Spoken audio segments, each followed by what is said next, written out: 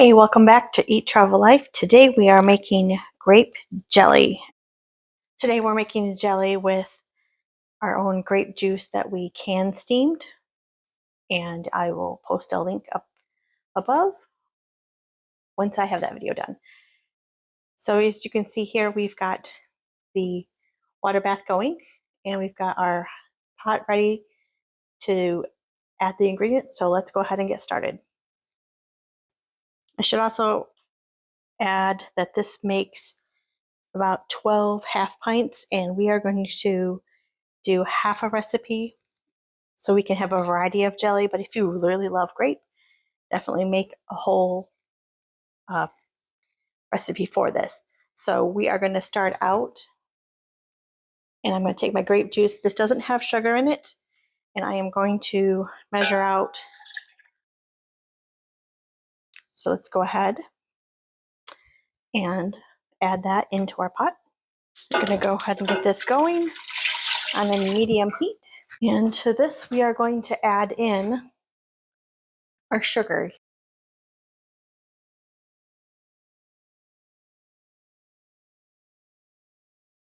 Go ahead and give this a stir. Get everything all together here, you can see.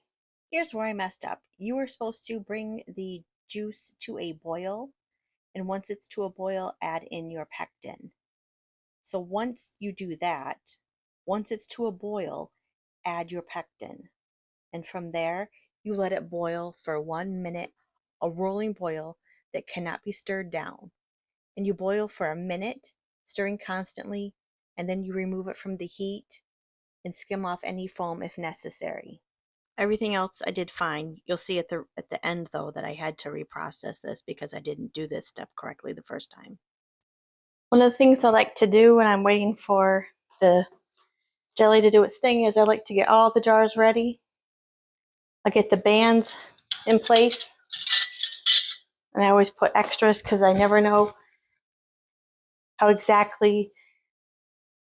is going to come out, because sometimes it's a little more, sometimes it's a little less. So I got my little jars. I'm going to do little ones to give out as gifts.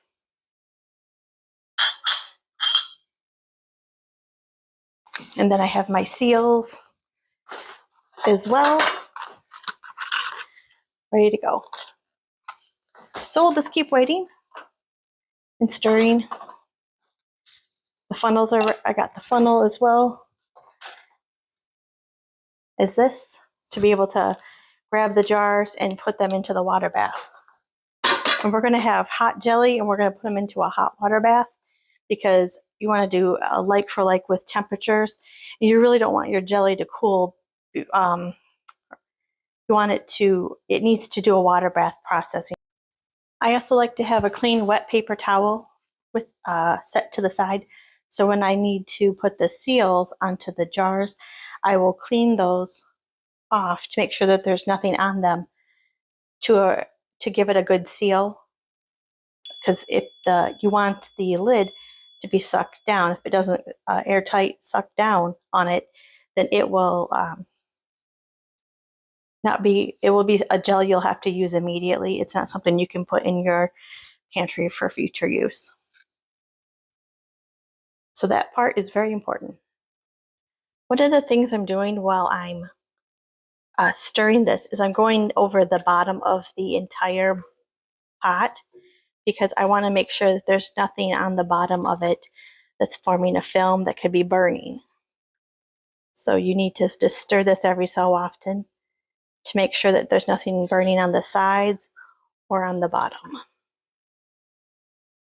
One thing I like to put in my recipes, and it's something I learned from my Fresh Tech, is just a little pat of butter, because that will help any foaming hopefully disappear from your jelly, and you won't have to skim it at the end before you can it. They don't necessarily call for it in all of their recipes, but I wish they did, because it keeps me from having to do an extra step on my canning.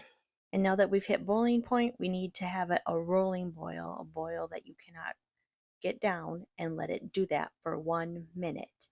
Once we do that, then we're able to process and and can it in the jars. Go ahead and you got to add in your pectin.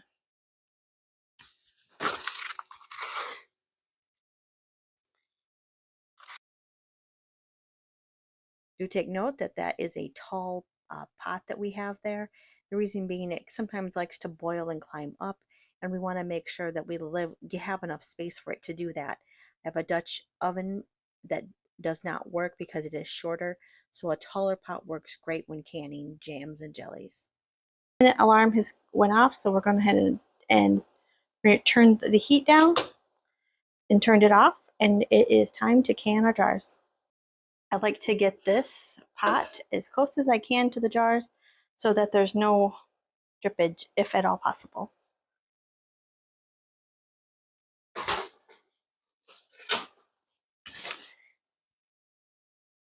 Remove the ladle.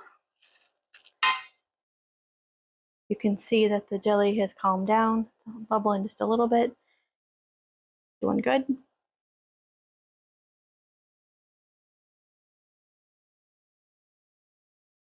And let's start canning, or ladling it into our jars.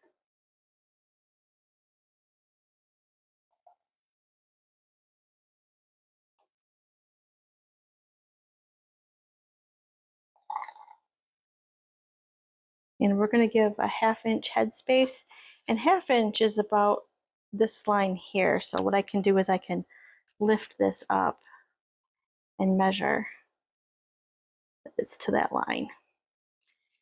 And then, like I said before, we're going to clean the lid, the rim, and then put our seal on, and then we're going to hand tighten. Now this is really hot, so I like to give it a couple hard turns, and then I'll put it in the water bath. And we will repeat this process with all of the jam. And there's a little foam on there. You might want to try to not get that in your jar as much as possible, or if you don't care, just put it in.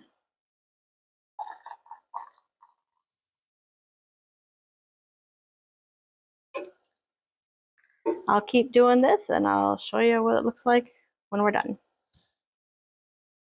So here they are processing. They're going to need to process in the water bath 10 minutes. Once the water has came to a boil, and then you turn it off and you let it sit for another 5 minutes before removing. And I cover them with a towel to prevent any changes in the heat in the house from making a jar possibly crack. It's not happened, but with cooler temperatures when doing this, it's important to make them have a steady temperature. And then I will let them sit under a towel for 12 to 24 hours and then check to make sure that they've sealed. If by chance this does not set, you can, within I think 24 hours, you can reprocess in a water bath again to try to get that activated. If that doesn't work, you can remove all the jelly and reprocess again with additional pectin. So here's the jelly. I've just pulled it out after letting it sit in there for 5 extra minutes in the water bath after it had been 5 minutes. And you cover them. We're going to let them sit untouched overnight and then check them to make sure that they have sealed.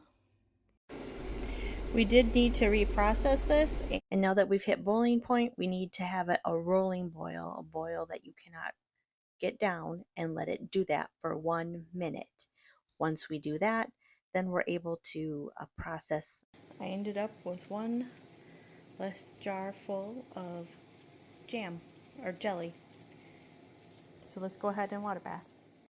Go ahead and water bath again for 10 minutes and let them sit for 5 minutes in the water, and then put them on your counter and let them cool 12 to 24 hours.